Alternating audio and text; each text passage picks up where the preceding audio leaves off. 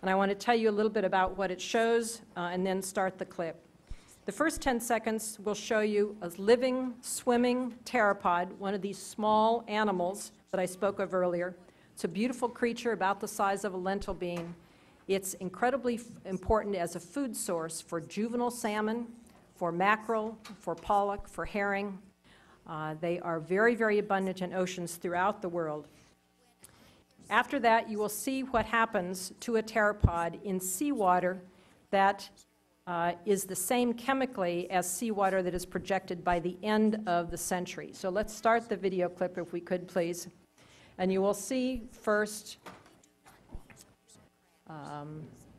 once we get to it, impacts of ocean acidification. This is a swimming pteropod, a sea butterfly, swimming through the ocean. It's a small shelled mollusk. This is the way it looks naturally. This is a pteropod shell that you'll see time-lapse photos of what happens to the shell in seawater after 45 days, projected for the year 2100. And finally, this last clip is an animation illustrating from the year 1765 to 2100 the effect of increasing ocean acidity on the availability of the calcium carbonate mineral that pteropods, corals, and other organisms need to create their shells and skeletons. This is under a business-as-usual emissions scenario, and the change in color from purple to blue to yellow to red indicates increasing ocean acidity and decreasing availability of the calcium carbonate that is needed for shells and skeletons. Ocean acidity has increased by 30% since the beginning of the Industrial Revolution, just over 200 years ago. This increase is 100 times faster than any change in acidity experienced by marine organisms for at least 20 million years. By the middle of the century, it's expected that coral calcification rates will decline by a third, and at that point, erosion of corals will outpace new growth, making many coral reefs unsustainable. And by the year 2100, vast areas of the ocean, ultimately shown here in red, will have reached levels of acidification where pteropods, corals, and other important marine species will likely be severely compromised. So in conclusion, our understanding of the impacts of ocean acidification is relatively new. Roughly 2/3 of the published research has come to light since 2004, which is why you probably haven't heard a lot about this issue. Thanks to Congress's action in passing the Federal Ocean Acidification Research and Monitoring Act, more attention will be given to this subject, particularly by scientists at NOAA and our partners at the National Science Foundation and in academia. Nonetheless, our fundamental scientific understanding of the basic chemistry of ocean acidification is sound. More CO2 emitted into the atmosphere will increasingly lead to more CO2 being absorbed by oceans. That will make oceans more acidic. And we are now beginning to understand the ocean's very capacity to absorb CO2 from the atmosphere is being degraded by ocean acidification. These mechanisms can only be addressed by decreasing the amount of CO2 that enters the atmosphere. The dramatic impacts that ocean acidification can and will have on marine ecosystems are clear. Thank you, Mr. Chairman. Thank you, Dr. Lubchenco, very much. And I think you all brought us back to our sophomore and junior years in high school with some of these elemental explanations of how our planet works. And I think to a very large extent you explained to us why just about everyone under the age of 25 wants us to do something about this problem, because they're recently been in science classes in high schools, grammar schools, colleges all across the country. So they might be a little bit more familiar with this than people who are a little bit older, but I think that's why we call them the green generation, because they're reflecting the science that is being taught them today across our country and across the planet. So let me begin by recognizing myself for a round of questions, and I'll begin with you, Dr. Holdren. Reconstructions of global temperatures over the last millennium show a dramatic rise over the course of this century. That has produced the so-called hockey stick graph, which is being questioned in some circles. Can you clarify for us the evidence that supports the significant rise in temperatures over the past century? Sure.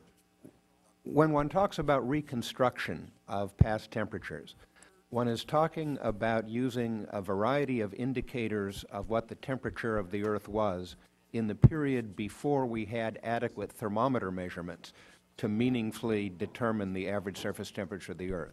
Those methods include the analysis of bubbles in ice cores, analysis of tree rings, of fossil pollens, of sediments, and a variety of other so-called paleoclimatological indicators.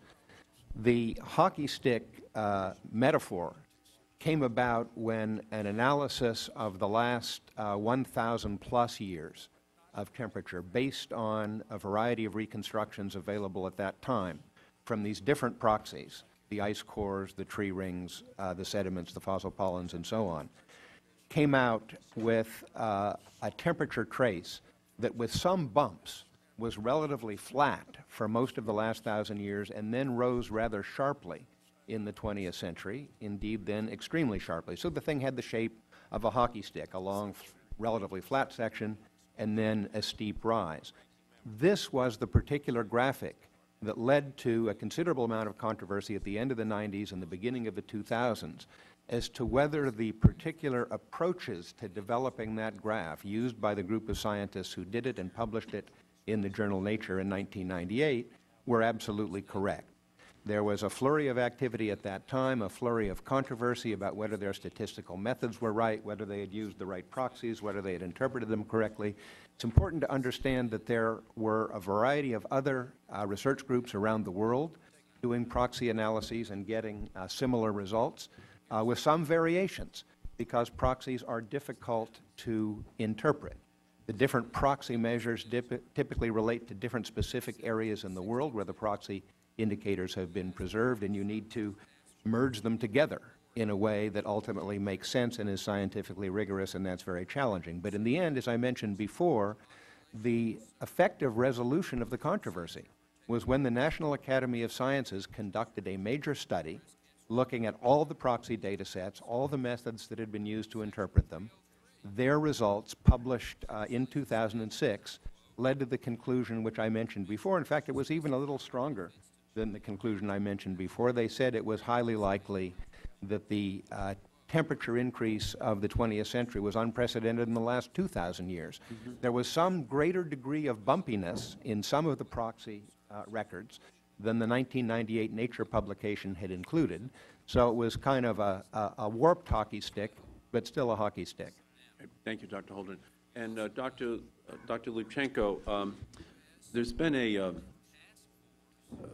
kind of a series of stories going around making the rounds that the planet is actually not warming but cooling, and that evidence over the past decade indicates that we're in a cooling period and not in a warming period historically. What would your response to that be? If you look carefully at the climate records, the warming that has occurred is not gradual, it's jerky. And you get periods of time where there are steep increases and other times where it's relatively flat, other times where there are slight dips. And the key point here, I think, is to really understand global trends. You need to look at long enough periods of time that you get a clear signal. It is quite possible to have a decade in which you see very little change, but if you look at the entire century, you see some remarkable changes. And in fact, if I could have the slide that I brought, I was hoping someone would ask this question, so thank you, Mr. Chairman, for doing so. And what you will see on this slide are the actual temperature data from, if it will boot, from, thank you. You see here on the far right, data from the last decade.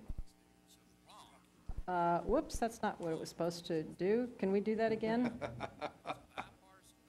Okay, so what I wanted to do, yep, okay, so let's just do, yeah, okay, stop right there. Can you go back one? Go up? Nope. there you go. Okay. So this is the most recent data trend, and if you take just that period of time, there is no discernible, no obvious trend in that. If you then go and take longer interval of time, next one please, and keep going back through time, you see more and more information that gives you a better sense of what the actual real overall trend is. And so in that entire record, it is possible to have some ups and some downs. The point is that the overall record is an upward trajectory. Thank you, Dr. Lubchenco, very much. My time has expired. The Chair recognizes the gentleman from Wisconsin. Well, thank you very much, Mr. Chairman. I want to go back to the emails that ended up being placed in the public record. And I don't want to get to whether or not they were legally placed in the public record. The question is whether or not they were accurate. Because if they were accurate, it's profoundly disturbing, and it does end up putting into question all of the science of climate change.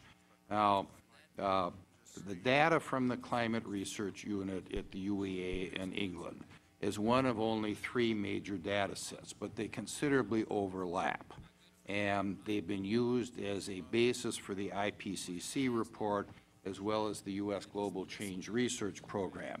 And that means that these 2 booklets that were passed out this morning, you know, at best need to have a thorough review in the light of this information that has been disclosed. And at worst, it's junk science, and it is a part of a massive international scientific fraud. Now, Dr. Holden, you've been in the middle of a lot of this, and I've got a couple of questions based upon your statements before you joined the Obama administration. You gave an interview in August of 2006 with BBC News in the UK, and you said that a sea level rise of up to 13 feet was in the realm of possibility. However, that's 11 feet higher than what the IPCC has estimated over this period of time, which is somewhere between 7 and 23 inches.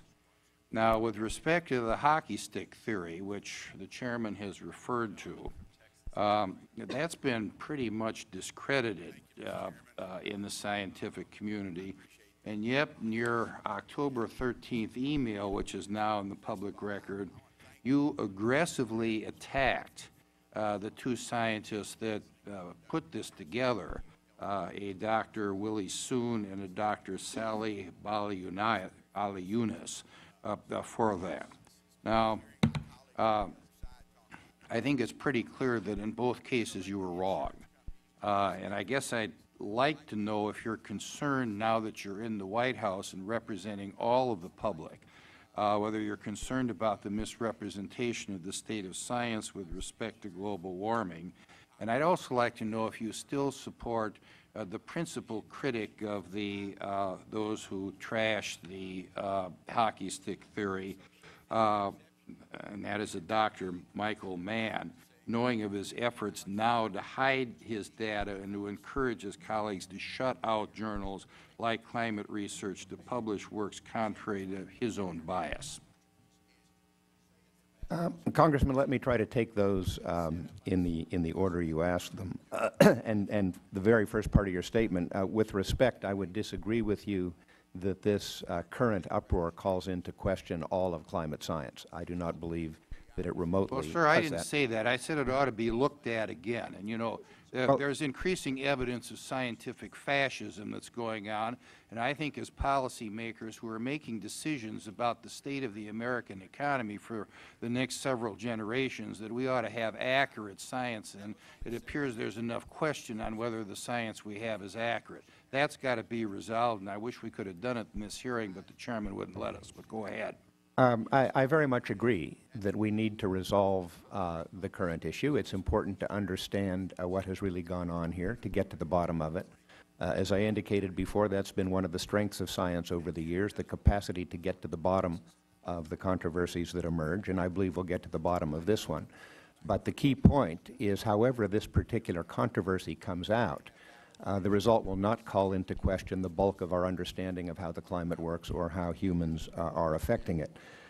You mentioned an interview of mine a few years ago in which I talked about the possibility of a sea level rise in this century as much as 13 feet. That was based on scientific peer-reviewed publications that appeared in the early 2000s that indicated that over geologic time in periods of natural climate change, there had been episodes in which the rate of sea level rise increased by as much as 2 to 5 meters per century, and that this could not be ruled out at the temperatures for which we were heading in the 21st century as a result of our activities. You're still 11 Now, feet above what the IPCC sir, was recommending.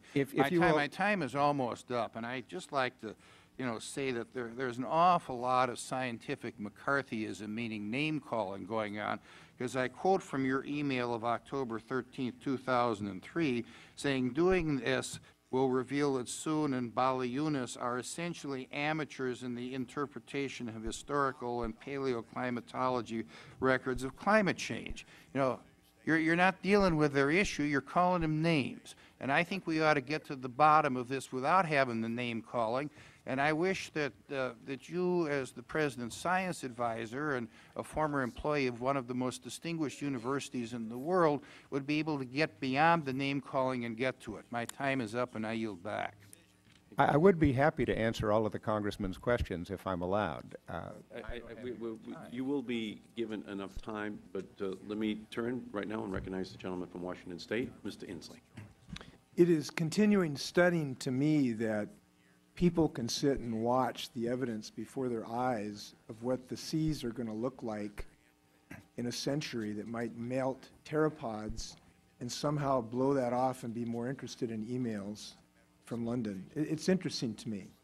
And the only way I've been able to understand it is that some people believe there's a massive global conspiracy that's intent on world domination associated with phoning up information about pteropods and the fact that the Arctic is melting. So I just want to ask you if you're part of that massive international conspiracy. Are either one of you members of the Trilateral Commission, Spectre, or Chaos? I just need an answer. Congressman Inslee, I am not a member of any of those organizations, and I do not believe that there is a conspiracy. It would be an amazing thing indeed if the academies of science of virtually every country in the world that had one, and if the Earth and Planetary Sciences departments in every major university that had one around the world were all engaged together with the United Nations Environment Program, the Intergovernmental Panel on Climate Change, and all the other bodies that have reviewed this matter in a conspiracy. That really defies imagination, that the great bulk of the scientific community all around the world looking at these matters has come to the same conclusion. Well, I'll just tell you how I look at this. The National Academy of Sciences has looked at this in great detail, in great summary, from a wide variety of data sets, not just from the individuals who wrote the emails, but in fact from a wide variety of data sets, including information generated by NASA and NOAA and a whole host of United States agencies. And they concluded that, in fact, both there are changes in the atmospheric climate and that there is increasing acidification, or at least NOAA has, associated with CO2. If that is true, isn't it fair to categorize, as much as we want to get people to use the right language in their emails, that this is a tempest in the teapot coming out of England? Isn't that a right characterization of this? Well, I think we need to wait until all the facts are in to find out exactly what some of these emails mean in terms of how the scientists in question behaved. I mean, I would point out that scientists are human, and from time to time they experience frustration, anger, resentment, and from time to time they display defensiveness and bias and even misbehavior of some kind. So like any other group of human beings, they're subject to human frailties. I think the facts are not entirely in on this particular case as to how much and what kinds of frailty might have been displayed here. But the key point is that when we get to the bottom of it, no matter how it comes out, the great bulk of the data on which our understanding of the climate system rests will not have been affected. And our basic understanding of where we are, where we're headed, and by how much we would need to change course to avoid really unfortunate consequences will not have changed. And is that, let me ask you, is there anything about these emails that affect ocean acidification at all, Dr. Lubchenco? Congressman, I haven't read all of the emails, but I've seen nothing in them, in those that I have read, about ocean acidification. It really is not an area that is something that that particular research group was focused on. And in my view, the emails really do nothing to undermine the very strong scientific consensus and the independent scientific analyses of thousands of scientists around the world that tell us that the Earth is warming and that the warming is largely a result of human activities. So let me, if I can, I have some concerns about the state of our science that are reflected in the fact that everything that I'm reading suggests that the predictions were not sufficiently dire as to what we're experiencing.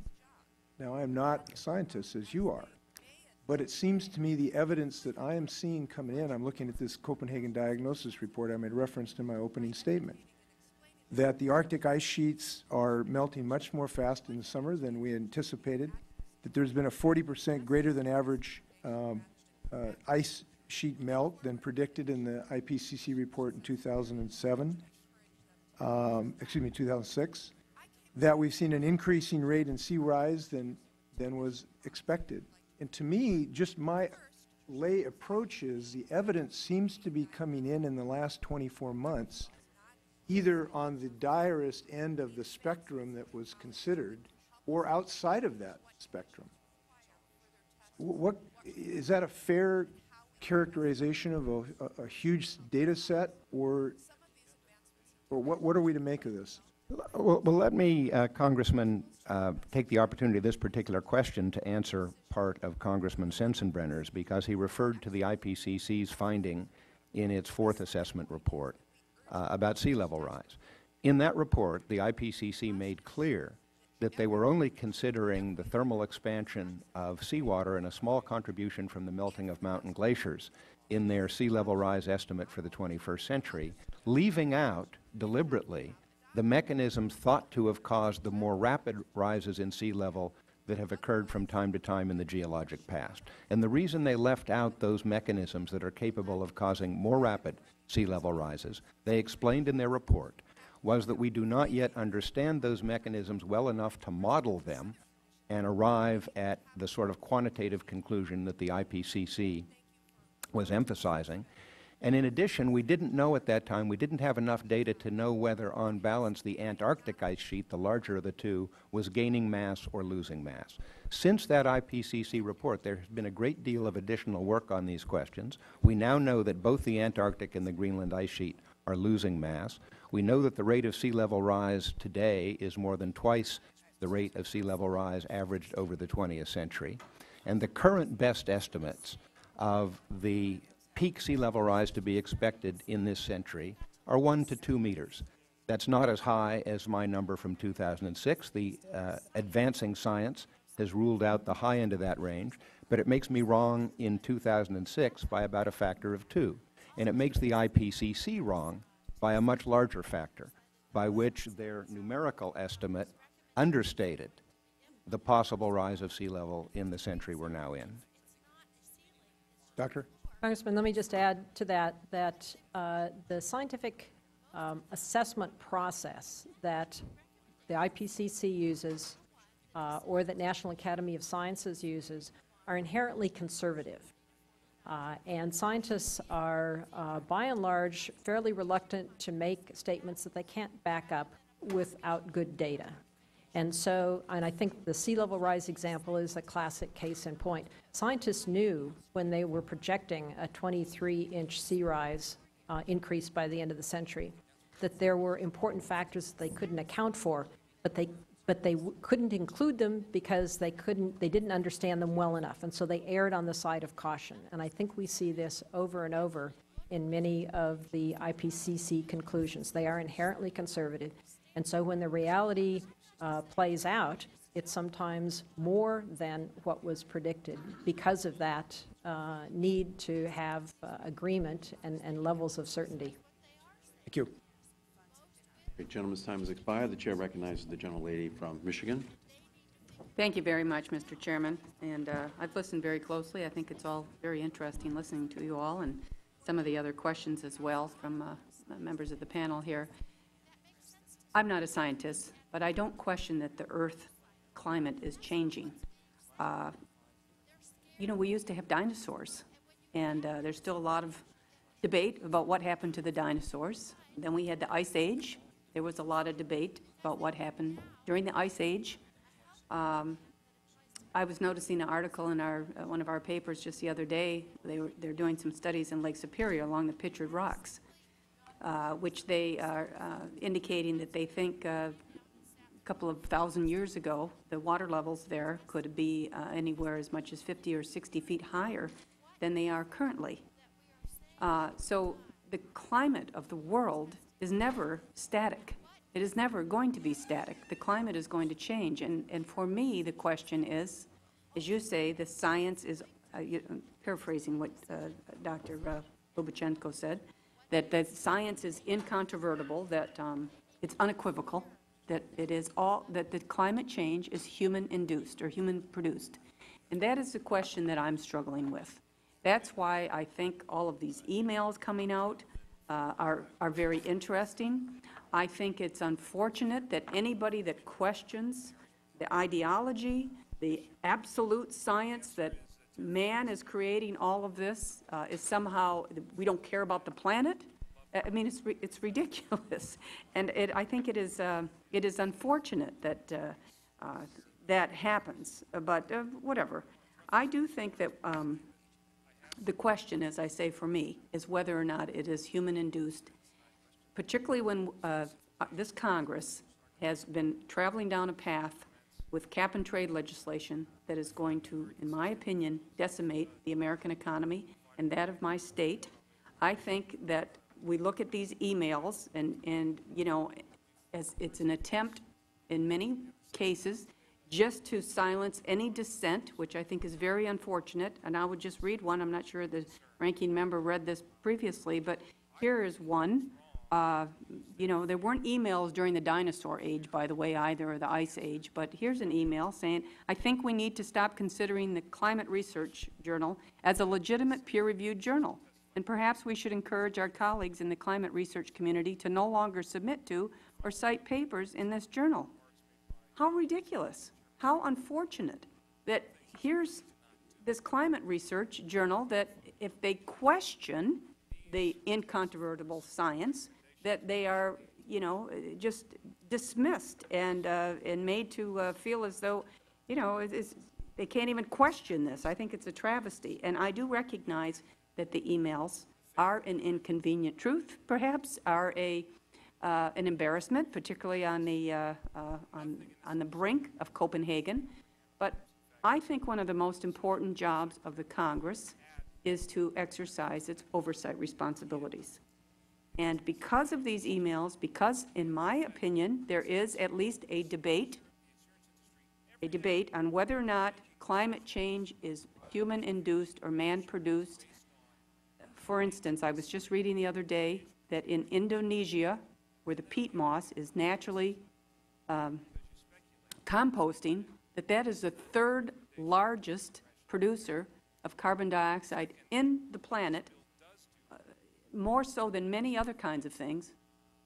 I'm not sure how our cap-and-trade legislation is going to address that. But, you know, that's why I say the climate is never going to be static. So with that, Mr. Chairman, I guess I would just use my time here again to ask that this committee consider a hearing into this climate gate debate that is exploding around us. And I would also ask Dr. Holdren, who made a comment, you said that you thought that the uproar should be resolved. And I guess I would just ask you, how? Do you think we could do that without completely being dismissive of anyone that would ask such a question in light of all these emails? And how would you think it could be resolved with the best transparency and with the interests of the American people in our economy certainly at heart? Absolutely, I think it can be resolved, and I think it can be resolved without name-calling and without being dismissive. There actually, notwithstanding occasional exceptions, is a long history of respectful and civil debate among scientists who have differing views on many of the details of virtually any issue. In this particular case, one already sees a very substantial amount of activity of scientists who are going to be looking at these data, who are going to be looking to try to understand what the emails are really saying, who are going to re-examine the questions that were at issue then. I think there's no question that this will happen whether or not this committee or any other holds a hearing on the subject. That's the way the science community works. When results are called into question, scientists flock to the scene, as it were, in order to figure out what was really going on there and what the best approximation to the truth we can get at the current state of understanding is. And that is constantly changing. One needs to understand that as new information becomes available, anybody who is a good scientist looks at the new information in the context of the old information and tries to develop a better picture of what's happening. I believe that that will happen here. Congresswoman, may I offer a comment? Certainly.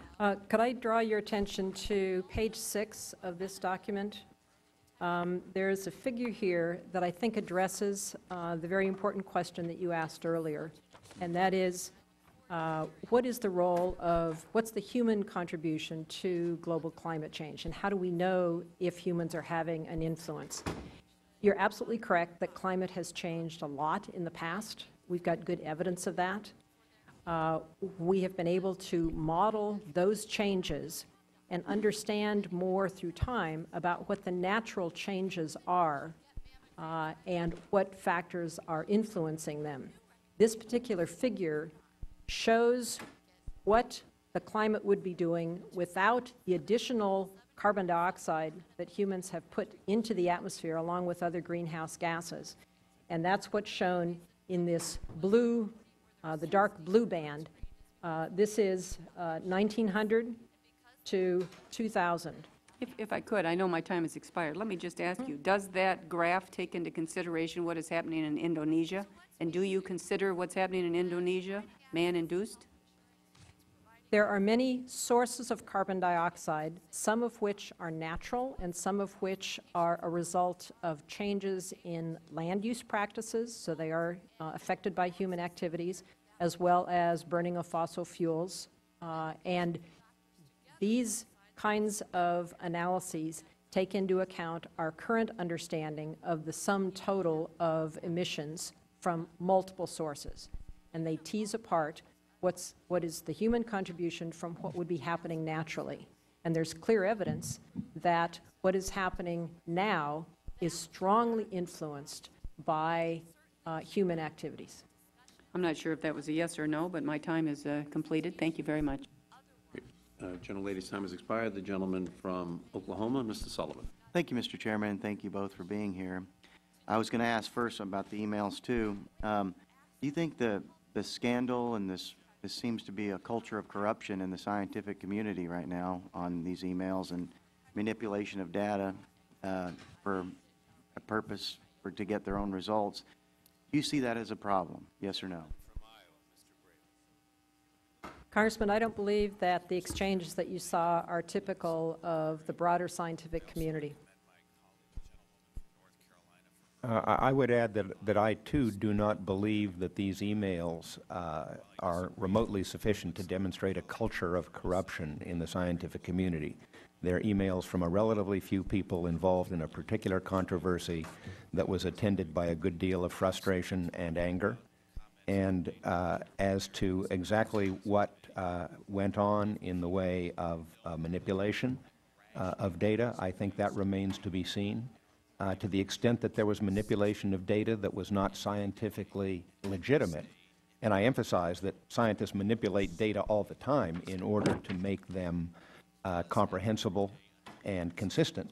But if there was manipulation of data that was not scientifically legitimate, yes, I regard that as a problem, and I would denounce it. And I think, again, that the merit of the scientific system is that over time it tends successfully to unearth those kinds of instances, to unmask them, and to correct them. And that's what I assume will happen here. Well, since we do know now that some people are manipulating data and have tried to pervert the system or this final analysis, do you both support an independent investigation into this?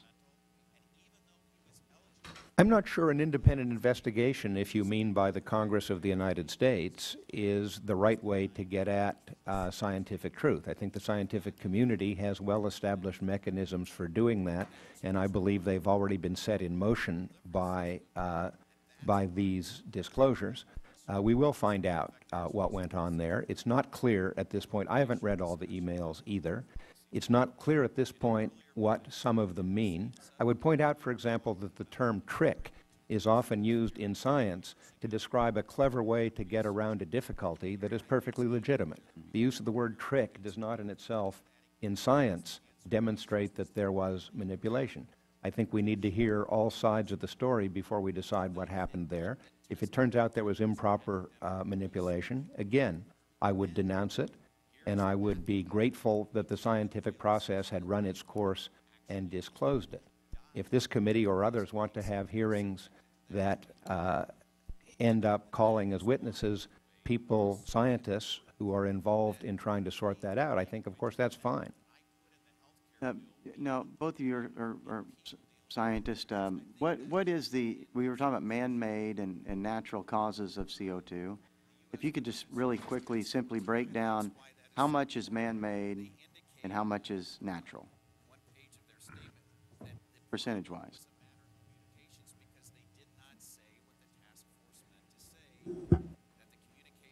Well, first of all, what you need to understand is the natural flows of carbon dioxide in and out of the atmosphere by photosynthesis and absorption in the oceans, back into the atmosphere from outgassing from the oceans, and by the decomposition or combustion of organic matter, have largely been in balance for a long time.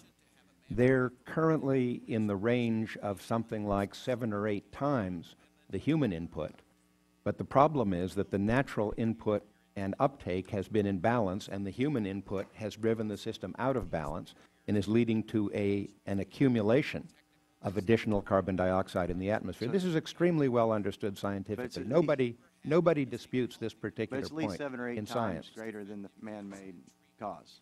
Yes, but it's in balance. It's in and out. And so the fact that the flows are bigger does not... Here's what I'm getting at. On the sea creatures and everything, it says that the ocean absorbs approximately 25% of the CO2 added to the atmosphere from human activity each year. So if it's 7 or 8 times more is naturally caused, if you eliminate the human beings from the earth and all human activity, would ocean acidification still occur? It wouldn't? Would for the time required to take the excess out of the atmosphere that is accumulated there. In other words, the oceans are not yet in equilibrium with what we have done to the atmosphere, but they will get there. Congressman, I think what you're asking is if humans were not putting more carbon dioxide into the atmosphere, wouldn't the oceans already be absorbing some? And the answer is yes, but they would also be using some of the carbon dioxide, and it would be in balance. What's different now is that humans have contributed now about 30% of the carbon dioxide that's in the atmosphere, and some of that has been taken up by oceans, making them more acidic. But isn't the ocean one of the biggest emitters? The oceans and the land both release CO2 and take it up. And that process has been in balance over millennia, and that continues. What's happening is that humans are adding more to the atmosphere and more to the oceans. So there's the total amount of CO2, it's being redistributed because of our activities. So if 97, 96% of the emissions are natural and 4% are man-made, we have a responsibility for that 4%. But even if we eliminated it, isn't it a little arrogant to think that we could manipulate the entire process? We have manipulated the entire process. I think that's the point. Oh, I know you have on the numbers and stuff. And we've driven human it out of balance. activities have... You've said that you guys can make any data, anything. I know that. I've seen it, my opponents with polling data and stuff. I know how that works. But these are not data that somebody have pulled out of the air or out of their heads. They're measurements. Move to warm spots, and they're moving. It's in the Atlantic. You said the fish are moving? Yes, sir. Okay. Don't they always move to a warmer spot? What's changing in the oceans is where it's warm. But doesn't that, it does change. I mean, Many fish move. Most fish and many other species stay in the type of water in which their physiological performance is the best. What we're seeing now is that because oceans are warming overall, the places, if you look at a place on the coastline, for example, in California, the places that used to be a certain temperature are now warmer, and so species that used to live there are moving northward to stay in the temperature zone that they would have been in previously. So species are moving in response to the changing distribution of heat in the ocean.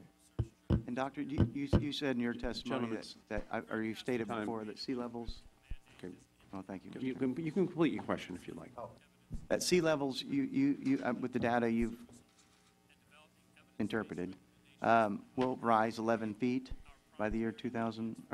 No, I did not say that. I said that was a possible outcome, an upper limit on the amount of sea level rise based on understanding of the processes that was available at the time. It is now considered that the upper limit on sea level rise in this century is about 2 meters or a little over 6 feet. And that's what I now say because that's what the current science says. Gentleman's time has expired. 6 feet does sound like a very large increase in the water levels of the planet. The gentlelady from Tennessee, Ms. Blackburn. Thank you, Mr. Chairman, and I want to thank each of you for submitting your testimony in advance. We have had multiple hearings this morning for the Energy and Commerce Committee, so I've been upstairs in a mammogram hearing over the controversy that came there, and I do have a statement, Mr. Chairman, that I'll submit for the record. And It will be, without objection, it will be included. since I didn't give that, I'll just take all of my time in question. So, but Dr. Holdren, I wanted to talk with you. I was delighted that you were here. Some of the emails that have come out recently from CRU indicate some animosity, I guess would be the best way to describe it, in research or for the medieval warm period, the research by Dr. Soon.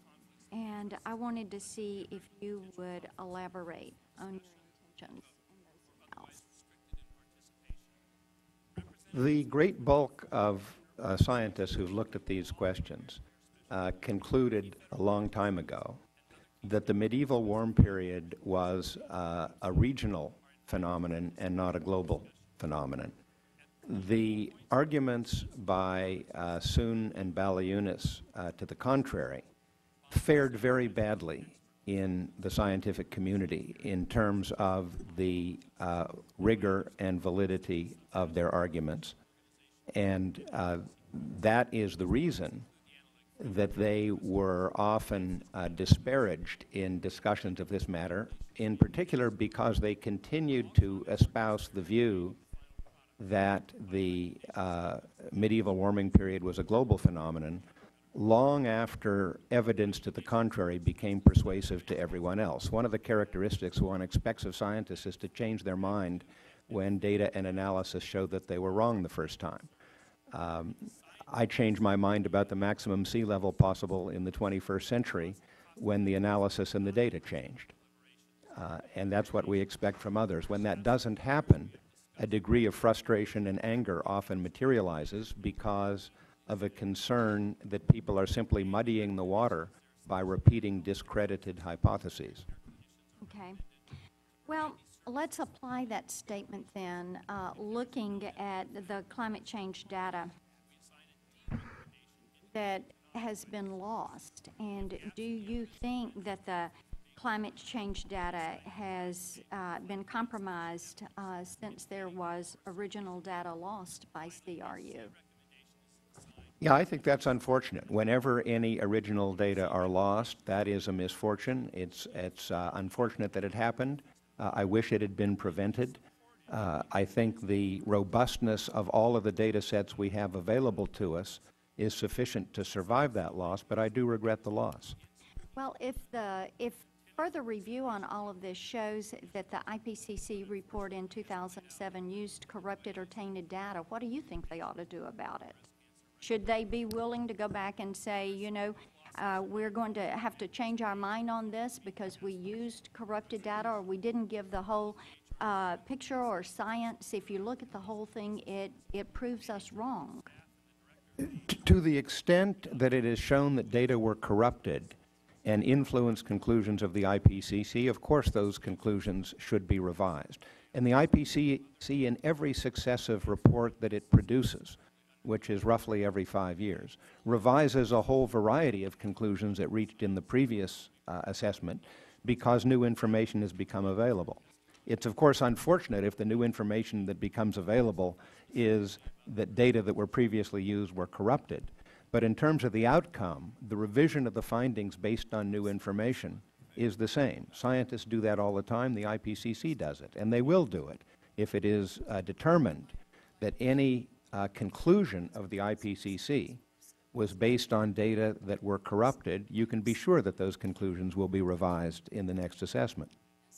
We've done some hearings. I think it was in '05. We did some hearings in Energy and Commerce Committee on the hockey stick theory and Dr. Mann's hockey stick theory. And I know Dr. Wegman and the National Academy of Sciences have made comments that Dr. Mann didn't use proper statistical methods in his research on that. What's your opinion there?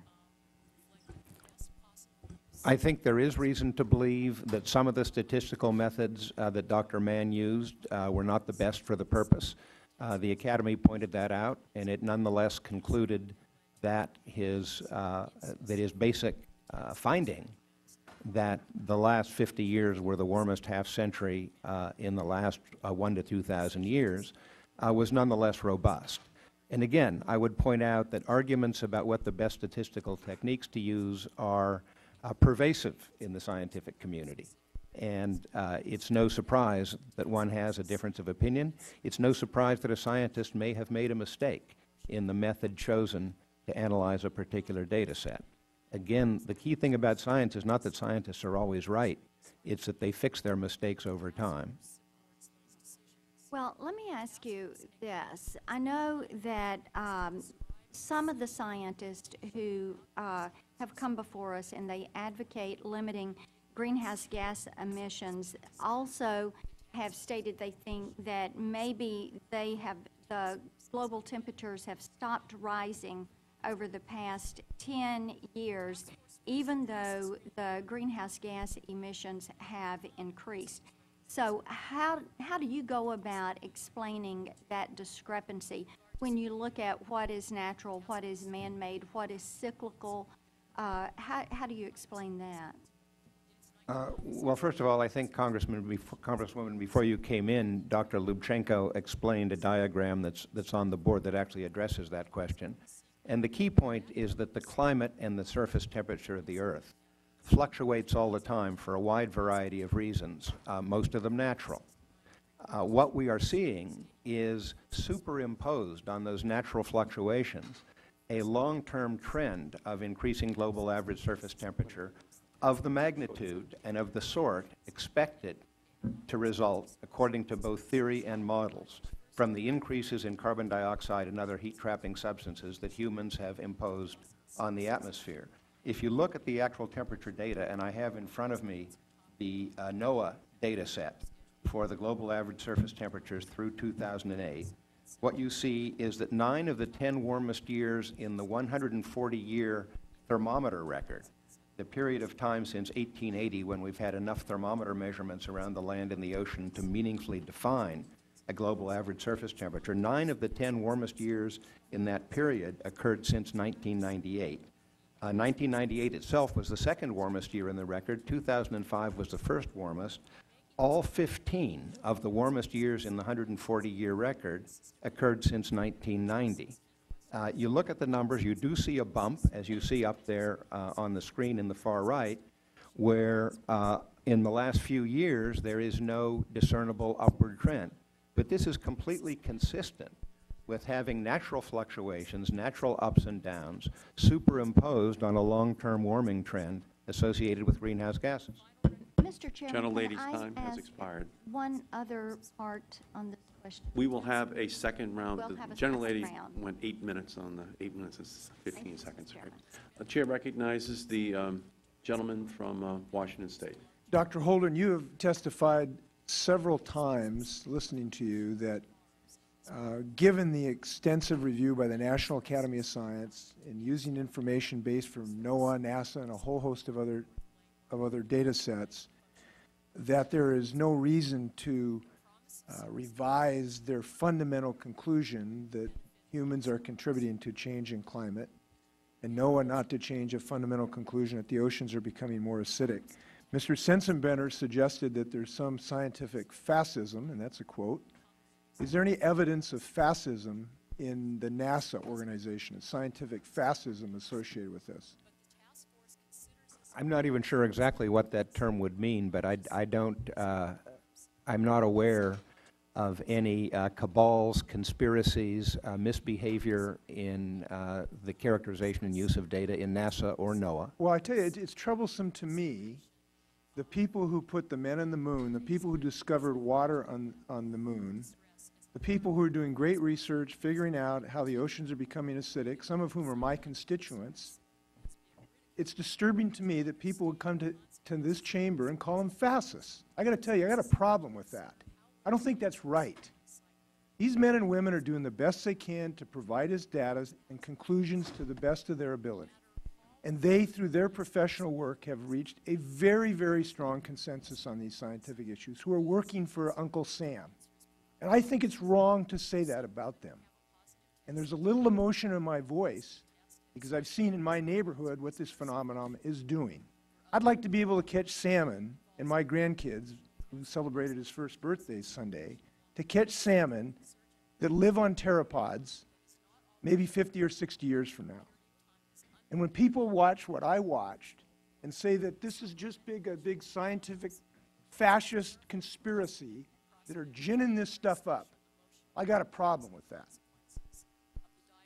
I'll just ask you, Dr. Lubchenco, I was at a pier in Seattle about 6 months ago, and a NOAA ship docked, and it had a bunch of NOAA scientists on it who were investigating the rate of acidification off the Pacific coast. And when they were explaining to me their findings, their jaws were kind of agape, because what they told me is that the rate of acidification was stunning to them, particularly in the shallow waters off our Pacific coast. They explained to me that, as I understand this correctly, the waters are more acidic the lower in the water column they have been, but now very acidic levels are becoming very close within 150, 200 feet of the surface. And this was shocking to them. And the only explanation they had was that CO2 is going into the atmosphere and disturbing the equilibrium of this process that's been going on for eons. Could you tell us about what your information is about that? Mr. Congressman, I think the rate of change in ocean acidification has surprised many people. And it is absolutely the case that off the west coast of the United States, where winds blow along the coastline and push the surface waters away from the coast, which pulls up cold, nutrient-rich, low oxygen, and lower pH water to the surface, that's where we are seeing some of the greatest increases in acidity happening around the world. And it is of deep concern because those areas, as you well know, are historically very, very rich. Our wonderful productive fisheries off that area are in large part a consequence of this upwelling. I appreciate that. I want to ask, is there anybody in this room, including the two witnesses and my Republican colleagues and my Democratic colleague, is there anybody in this room who has information to suggest that the oceans are not becoming more acidic? Has anybody got information like that? Anybody? Has anybody got an explanation why the oceans are becoming more acidic, other than the fact that there's massive amounts of carbon dioxide going into the atmosphere? Has anybody got an explanation for that? I haven't heard any. And yet people are trying to gin up this controversy because, you know why? It's not because they're not intelligent. It's because they're afraid that we can't solve this problem. And I think if we had a little more confidence in ourselves and our ability to solve this problem, we would open our minds to the scientific information that is becoming available to us. And this idea of equilibrium, I'll just try one more. I don't know why it's so hard for people to understand the idea of equilibrium. To me, it's like this. Is this a fair metaphor? A guy goes to the doctor. He says, doctor, I've gained 10 pounds. Well, have you changed your behavior at all? Yes, I've started eating a huge banana split at lunch and dinner every single day. And he goes, well, it's obviously you've been eating more food. And he goes, no, it's not the banana split. Look at all the other food I've eaten. It's the other stuff that's 85% of my caloric intake.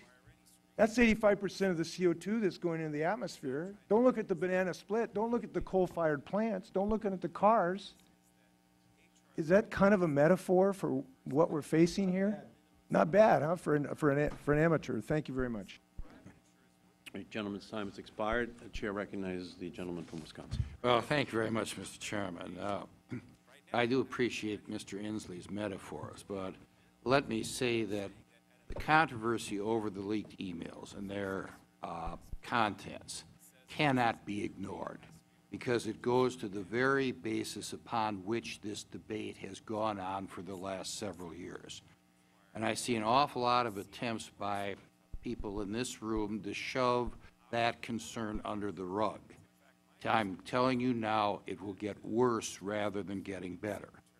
And I'll define what I mean by scientific fascism. These emails trash the scientific conclusions by those who have disputed Dr. Mann's hockey stick theory. There are information in the emails that the publication Climate Research, in which they were published, ought to be boycotted because they weren't doing the politically correct thing. And I understand that the editor of Climate Research ended up getting fired as a result. Now, there is intimidation in the scientific community by people who wish to be contrary to what the conventional wisdom is. And we are being asked as a Congress to make major changes in American society and energy use, and on how much the out-of-pocket cost is to every person in this country as a result of this debate. And we in Congress better get it right. The scientists may be able to change their story and do more research on it, but once Congress passes a law, it will be as difficult to repeal the consequences of that law as putting milk back into the cow. And we know all about cows in Wisconsin. Now, the denial has not stopped, because 6 weeks ago, on October 27th, Michael Mann wrote an email that says, in part, as we all know, this isn't about truth at all. It's about plausibly deniable accusations. We need to know the truth here before we can legislate in the name of the American people. Now, Dr. Holden, given the fact that you were involved in the email traffic that has been released from the University of East Anglia in England, in the discrediting of the Soon and I'm mispronouncing Baliunas study on the hockey stick theory, and it's been considerably discredited. How can you be objective on this when you're testifying before Congress, advising the President and speaking to the American public? First of all, Congressman Sensenbrenner, let me say that science is rough. Scientists are brutal in criticism. Anybody who's ever taken a doctoral exam in natural science understands that very well. So there's nothing unusual about strong language in criticizing results of others that one has concluded are deeply wrong. But you are defending the results of others that have since been proven right. Let me finish answering the question, how can you be objective? If I may. We are all, when we testify, doing so on the basis of the best information available to us at the time as scientists. The notion that one cannot be objective because one has concluded that a particular study by particular people was deeply flawed, and that was my conclusion from reading the study by Soon and Baliunas, that it was deeply flawed, and that has been the conclusion of the great bulk of the rest of the community. That being so, I cannot be expected to be unbiased as to the merit of that particular study. I am biased by study. I am biased by having read it, studied it, and understood what's wrong with And it. I respect your opinion on that, but it seems to me that other people ought to look into this. Now, I want to ask you a question that you can answer yes or no. You're the science advisor to the President, and I would like to ask you to guarantee Congress that you will provide the public, including us, access to all documents prepared with government funding relating to science change, and that includes studies that the IPCC has either gotten or utilized, so that nobody can wiggle out of this by saying that the IPCC is exempt from this because they're an international body. Will you give us that information and then allow the public, including other scientists, to be able to see it, after all the taxpayers have paid for it? I'm not sure what all you're asking, Congressman, but I am absolutely in support of the public and the taxpayers having access to the results of research that they pay for. The only constraints on that are research classified for national security reasons or research that is incomplete. It is a problem where people insist on the release of data that scientists have not yet even finished assembling, because this leads to interpretations immediately on the basis of an incomplete picture. But once research is complete and is published in the peer-reviewed literature or is submitted as a report for use by government policymakers, I do believe that all of the data behind that, all of the methods, all of the analysis should be made available to the Congress, the public, the taxpayers, yes. You'll be getting a few letters from us to that effect. Gentleman's time has expired. Let me put up two charts here. The first chart is just a chart reflecting what Dr. Lubchenco and you, Dr. Holdren, have referred to, which is this dramatic spike which has been created in the amount of CO2 in the atmosphere. This seems to be an incontrovertible fact. No one actually denies this. It's measurable. And it correlates almost directly with the industrialization of not only our country, but Europe, and increasingly in China and India, as the amount of CO2 emitted globally has increased. And in fact, in 2009, the trend is that this will be a warmer year than last year was. And so the spike is going back up again, if all data up until the end of November continues on for the concluding month of this year. So we can see this trend, and it's gone unabated since the rise of the industrial era. Now I'll show you another chart. This is a chart of the number of home run hitters in Major League Baseball from 1920 until today. Now, the average was 3.3 players were averaging over 40 home runs per year from 1920 until the 1990s, which is why Ted Williams and Willie Mays and Babe Ruth were so famous, that they could hit more than 40 home runs. Then all of a sudden, in the 1990s, there was a huge spike in the number of people hitting more than 40 home runs. Now, Major League Baseball said, well, you know, perhaps the players are getting stronger. Others said, well, perhaps the baseballs are juiced. But once a steroid testing program was put in place over the last 3 years, an amazing thing has happened. There was a precipitous drop in the number of 40 home run hitters back to normal levels. An artificial substance injected into players, a huge increase in the number of home runs. But once it was removed, we went back to normal levels again. Now, some people were, of course, arguing that the new normal was people hitting more than 60 home runs and 70 home runs, huh? Well, it turns out that the testing program brought it down dramatically once we dealt with the reality of the science of what was going on in baseball. Well, here we have the same trend, but we have yet to inject the solution. That is the reduction in the amount of CO2 being emitted by the United States, by Europe, and by other parts of the world. That is our challenge. It is incontrovertible. Artificial substance put into man or nature causes big differences. And so these spikes are very, very coincidental, huh? Now, there were deniers in Major League Baseball. They said, oh, no, steroids has nothing to do with it. And by the way, Major League Baseball wanted to go along with it in the same way that the coal industry the oil industry, other fossil fuel industries want to go along with the myth that nothing really abnormal is happening. But the consensus of the science in the world, the National Academy of Sciences of every country in the world, is that this spike in CO2 is man-made, and that it is causing dramatic changes in our oceans, to our glaciers, in the Arctic, in the villages of Alaska that see their permafrost melting and their villages falling into the ocean, and droughts being created around the world. And all of this evidence is basically so massive that there's no way to avoid it.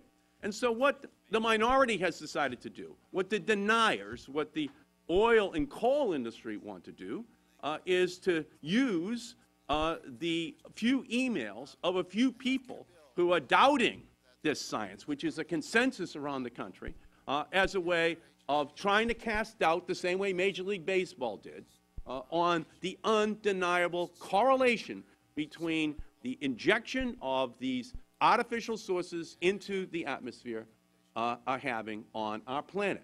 And so, you know, we can continue this, you know, pretense, and we can use a small number of emails, I suppose, to have a larger debate.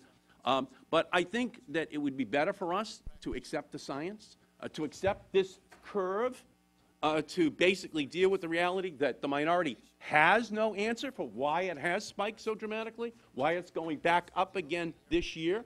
They sit over here using a couple of emails as a reason why we should stop all efforts to deal with this catastrophic threat to our planet.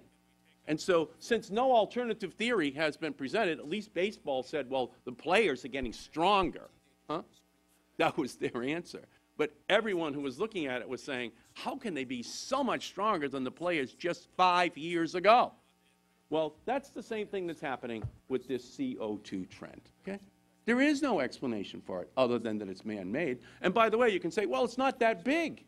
Huh? What's the difference? A degree or two. Huh? Well, a kid has a temperature of 98.6 normally. Well, you add a couple of degrees temperature to that child, and they're at 100.6. The doctor says, well, you know, you've been at that new normal for 14 days now, so don't worry about it. Ma'am, your son Joey, he's going to be fine. The new normal is 100.6. Well, who would ever accept that as an answer because there was only a 2-degree change in the child, huh? Well, that's what we've got here for the planet.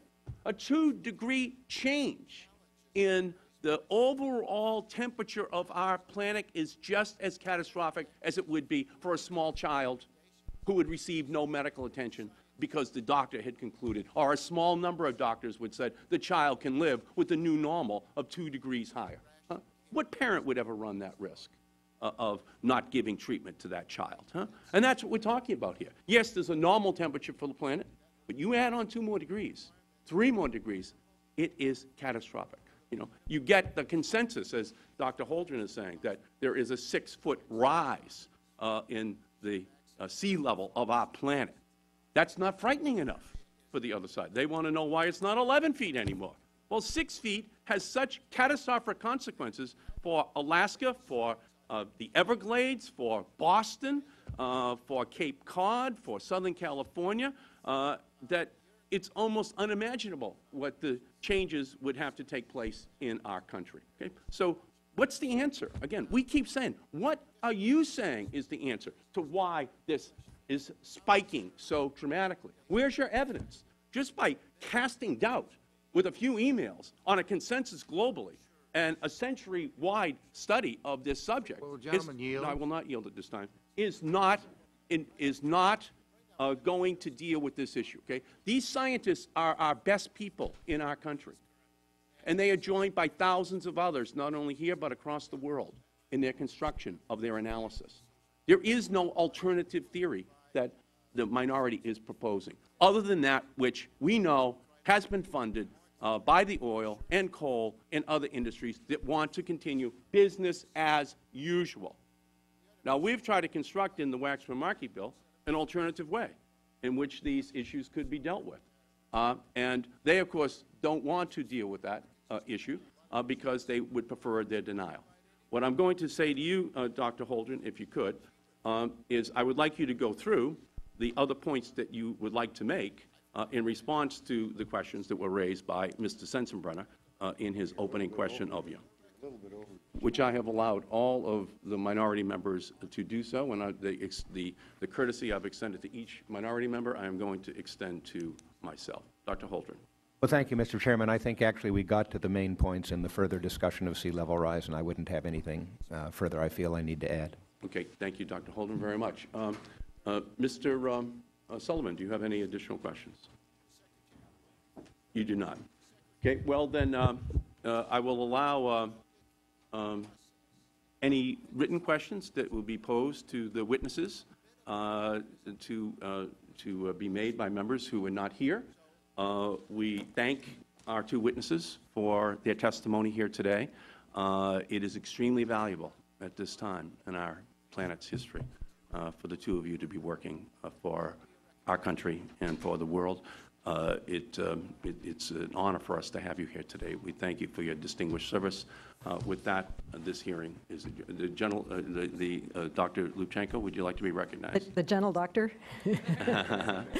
Mr. Chairman, thank you very much for this opportunity. I especially appreciate the extra time to do this demonstration, and I might draw everyone's attention to sort of the final results of the status of the chalk in the 3 different solutions, just to bring the message back to an important one. Would you summarize the status of in the 3 jars? The chalk that is in the water only has not changed at all. The chalk that is in the half water, half vinegar is dissolving, and the chalk that is in the total vinegar has dissolved quite substantially and will continue to do so. We thank the expert testimony that we received today.